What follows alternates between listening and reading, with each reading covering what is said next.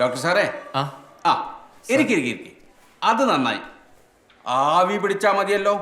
ഇവിടെ steam machine ഉണ്ട്. അതെങ്കിലും ഇവിടുന്ന് പിടിക്കാൻ പറഞ്ഞിരുന്നെങ്കിലേ ആ കുറിപ്പടി എഴുതിയ മഷിയുടെ കാശെങ്കിലും എനിക്ക് മുതലായനെ. താൻ ആ കഴുത്ത് കിടക്കുന്ന കുഴലൂരി വെച്ചിട്ടേ വല്ല രുദ്രാക്ഷമോ തുളസിമാലയോ ഇട്ടേ കാശിയിലോ രാമേശ്വരത്തോ പോയിരിക്കും. തനിക്ക് കുറച്ച് പുണ്യം കിട്ടും. കൂട്ടത്തിൽ എനിക്കും വേണ്ടി പ്രാർത്ഥിച്ചോ, കുറച്ച് പുണ്യം എനിക്കും കിട്ടട്ടെ. ഡോക്ടർ സാർ ഒന്ന് എഴുന്നേറ്റ്.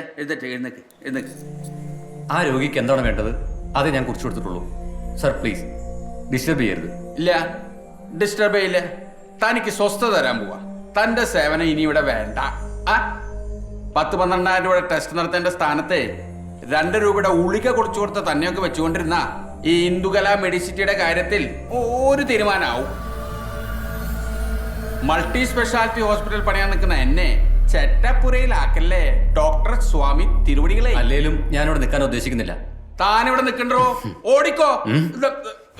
കളിക്കരുത് മോനെ ശരത്തെ. പൈസ ഇല്ലാതെ ഇവന്റെ കാര്യം സെറ്റിലാക്കിക്കോ.